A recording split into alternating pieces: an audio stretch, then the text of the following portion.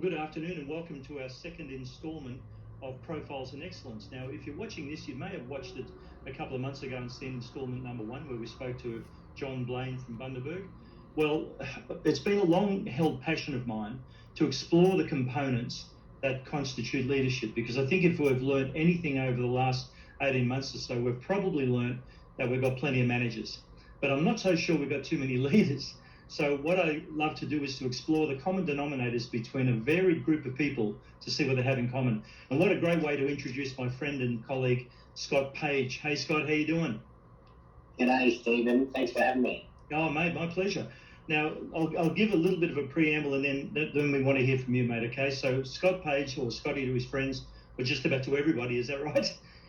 Is the proprietor of a Cafe Creamer franchise at Eleanor on the Gold Coast.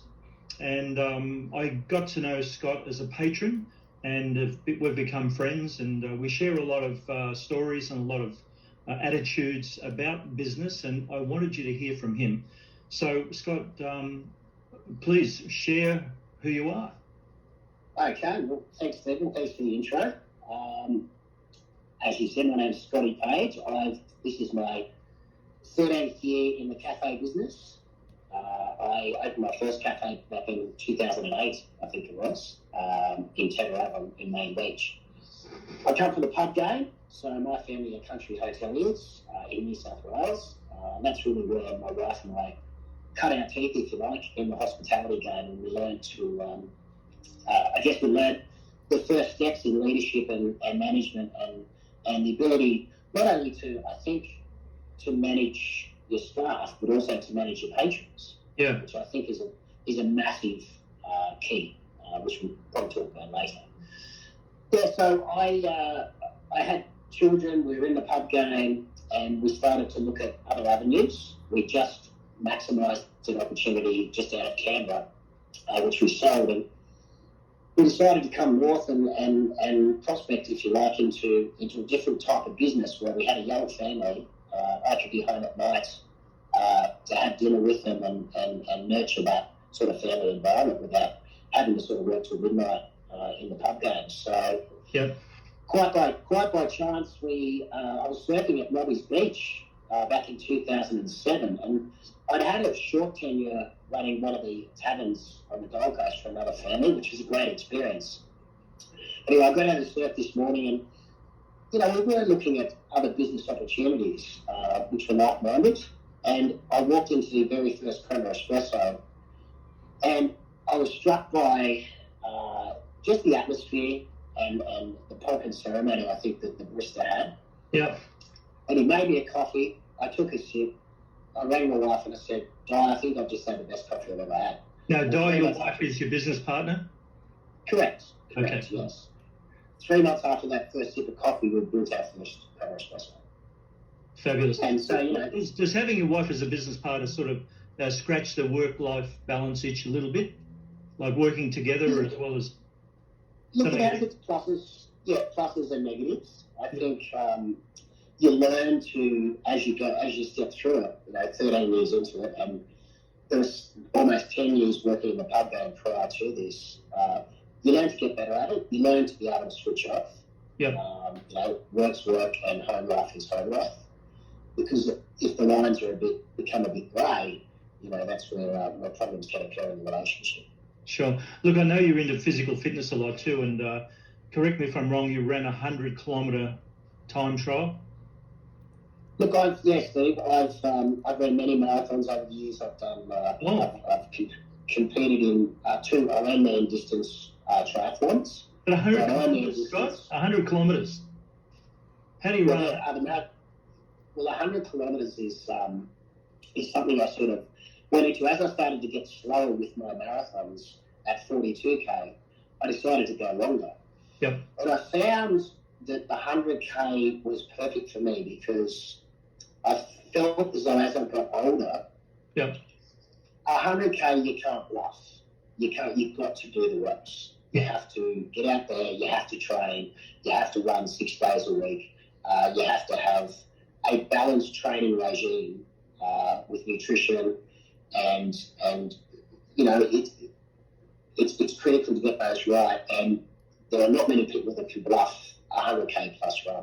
Well, I mean, during our discussion with John, which I know you watched, with the 4 factors that came to light were discipline, vision, standards, and passion.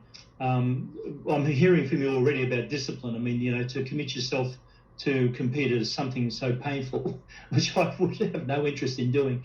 How does that translate to being a team leader? Because obviously your staff is important to you. So the disciplines you get as a marathon runner, how does that translate into running a franchise? Look, I think if your alarm goes off at 3:50 a.m. in the morning and you get up and you do the reps for yourself, so a bit of self-love, that time in the morning where there's no distractions. Yep. My best training buddy is my Kelpie dog, so it's her and I. Enjoys it. Oh, she loves it. She loves it. My wife. Probably saying somebody kill me. Yeah, my wife Diana says I've met my perfect match. Yeah, absolutely. So I think that sets you up for the day, Steve. And that just carries through to my business and always has done. The discipline, as you said, what John said, the passion, 100%. Well, when I'm a patron at your cafe, what I notice is that you know everybody's name. I also notice that your staff seem to be happy. They're proactively friendly. And I've noticed that you don't lose too many staff members. How important to you is your team? Staff retention has always been a massive thing for me. Loyalty, I would rate right up there with attitude. Loyalty is a massive thing. When you're operating cafes, in my first cafe, we were a 5 a.m. open. If you're getting a phone call at sort of 4:30 in the morning that someone's called in sick, that's very disloyal, and it can really wreck your day and wreck my day as well. So loyalty is a huge thing. But that comes from me. I'm super loyal. I feel I'm super loyal to my team. So it's a reciprocal thing. 100%.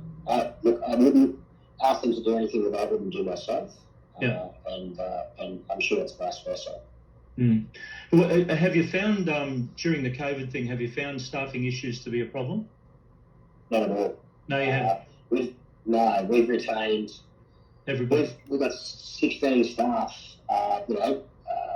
ranging from school-based traineeships where they do 1 shift a week, at the age of 15, 16, 17, up to, my amazing manager, Megan, who's, she's on a full-time salary. And, we did it tough the last 2 years. It's been a challenge, and we've been down in the valley together, but we've climbed the mountains together too. And I'm proud to say that, we've retained 90% of our staff through that period.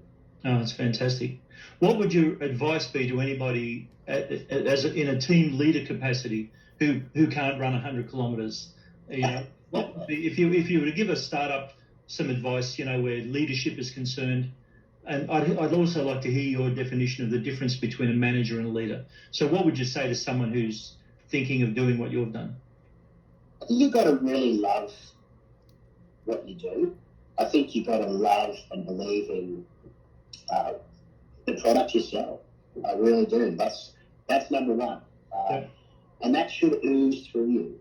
It should ooze through your skin. And it's like someone asked me this one time, how would you describe it? It's like a stealth way of showing people how to do things. You lead from the front. In my environment where it's one room, I can do that. I can lead from the front. And I'm very visible, as you know. And I honestly believe that that has got me to the successes that we've achieved. The last 2 years especially, it's been a success to survive. And I honestly believe that that's got us through. The difference between management and leadership, I think management is read a textbook, go to university, that type of thing, get a degree, but that doesn't make you intelligent. That doesn't make you streetwise. I think management can potentially be clock on, clock off, whereas leadership is unwavering. That's 24/7. It's funny, John, you remember we spoke about him, his boss, Ross Gray, I asked him one time, I said, he's a dealer principal, I said to him, Ross, what's the finest quality in somebody in your position? And he said, Steve, he said, in typical Ross Gray style, he said, the best farmers are the ones with the muddiest gumboots. Yeah, that's great. I thought that might appeal to you because you're pretty muddy, my friend, and not just from the 100 kilometres. So, yeah. You know, absolutely, Steve. You know, I just love being in the dugouts. You know, whether it's a 100k race. My longest race today is 180k. So I ran through the wilderness down in southern New South Wales, 180k, which was, you know, it was a pretty big achievement for me. Does something like that, does something so physically demanding, does that give you clarity? I mean, what's going through your head at that? Is that a fair comment? Is it clarity? Yeah, it is clarity. It is total clarity. It's you know, peeling back the onion, if you like. You know, when you're 16, 17 hours into a run, and you're managing resources, you're managing your head, you're managing nutrition, you're managing your body, you're saying shut up legs, you know, all that sort of stuff is just hits you, and there's clarity with that. Do you know, it strikes me that if vision is one of the components of leadership and entrepreneurialism, then it's good if the vision's clear, and that's clarity. So to declutter, to defrag, to rid yourself of the daily grind type stuff must be very liberating, Scotty. We encourage, from our family, and I've embarked on a bit of a mission probably the last 2.5 years. I started little resets throughout our day. So there's sort of 5-minute meditations where you get away from what you're doing, you get off the dance floor, so to speak, and you go and you literally reset. These little micro resets get you productive. They get you achieving more so than what you think you're doing by working 7 days a week. Yeah, I think you nailed it where you just said being productive. So many people I see are busy, but I don't think a lot of people realise that busyness isn't business, only productivity is. And, that's it. Yeah. I think what sort of checking do you do about yourself? I mean, you're a man of great discipline, and I think that's become apparent, but how do you check yourself? I mean, what sort of insight do you exercise to make sure that you're on track? Do you have a protocol? This might be, I'm not sure whether this quite answers the question, Steve, but one thing I've learned over the years is you can fill your list with so many things you want to get done for that day, and 9 times out of 10, that list isn't fully achieved. So you go to bed that night and subconsciously, you've failed. You know, in your head you failed because you haven't checked off this list. Yeah. So I think over the years I've done that down, and I've made it really, really simple. And you know, tomorrow will be 1 or 2 things on that list to do, and I will achieve them. And I will continue doing what we do, and that's the reps. The reps in our business is exactly what you said before. You know, saying good day to people and encouraging our staff to promoting our staff. You know, promoting our staff, their personality, their profile, so that they share the load. You know, I'm a realist too. You know, I'm happy to say I've retained staff, but also too, I know this is their journey as well and not their destination. You know, so if I can impart a little bit of knowledge on them and share knowledge with them, you know, it's such a wonderful experience on both sides. You know, I've got. How important is goal setting to you? How important is goal setting? Once a year, I'll sit down with a cold beer and maybe a whiskey chaser, and it's usually New Year's Eve. Hey, where's that? And I'll write down my goals, and I'll put them in the top drawer. And I already know what they are, but I write them down. Yep. The old adage, write them down and achieve them. But in that top drawer is last year's goals, which I know I've achieved anyway. So I pull them out, and I've already had the beer, and I look at the goals I've achieved from last year, the big ones, you know, and that gets the whiskey dry. So, is it a calendar year or is it a fiscal year that you do your goal setting? Like, would this be 31st of December? Is that half time? No. Is that when you set your goal? It'll be calendar year. Calendar year, yeah. Well, it is a season for resolutions, and I think most people that set goals or claim they set goals, they're usually toast by February. So is there, to wrap our discussion, is there a secret formula for adherence to those things? Is there anything that's, apart from your own personal discipline, is there a formula? I think just be an open book. I think I was just going to touch on before, I've got young 14, 15-year-olds that work for me. I learn as much about being a dad and a parent and a mentor through them as what they learn from me. So it's a two-way street, and when you have that synergy, I think it's I don't know, our little team. It's a really happy environment. I can see the way you speak about your team, that you treat them like family, and that's apparent in the way they treat your customers. Is it fair to say that middle managers should be shock absorbers between the pressure they're on from above, like from the executives or from the factory or whatever, and to the end user, the guest or the customer?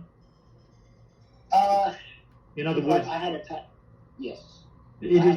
of the corporate world for 4 or 5 years. Same brand, Crema Espresso. I'd sold a business at Main Beach, and they offered me to come on and roll out this brand nationally. And so I became the operations manager for really 5 years, actually. And in the end, exactly what you said there, that pressure. In the franchising game, I was spending a lot of my time, a lot of my weeks, 80% of my week with the lowest performers in franchises, just to keep them propped up. And in the end, I'd had enough of that. I didn't want to work with a team that was really wanted to be there, was happy to be there. So I made the decision to cash my chips in, so to speak, with the whole brand, and then go back and build this one around there. So I guess I felt that middle management pressure, and to deliver that at the coalface, and it was something that didn't sit really well with me. Fabulous. Well, mate, I can't thank you enough for your time this afternoon, and it is December, so on behalf of Scott and myself, we wish all our viewers and stuff readers and our patrons, to your business and to mine, a very Merry Christmas. And I think we've already identified a few common denominators, Scotty, so thank you again for your time, mate. And I will see you for a coffee at Cafe Crema at Eleonora very shortly. Thank you, mate. Thank you very much for your time. Thank you very much.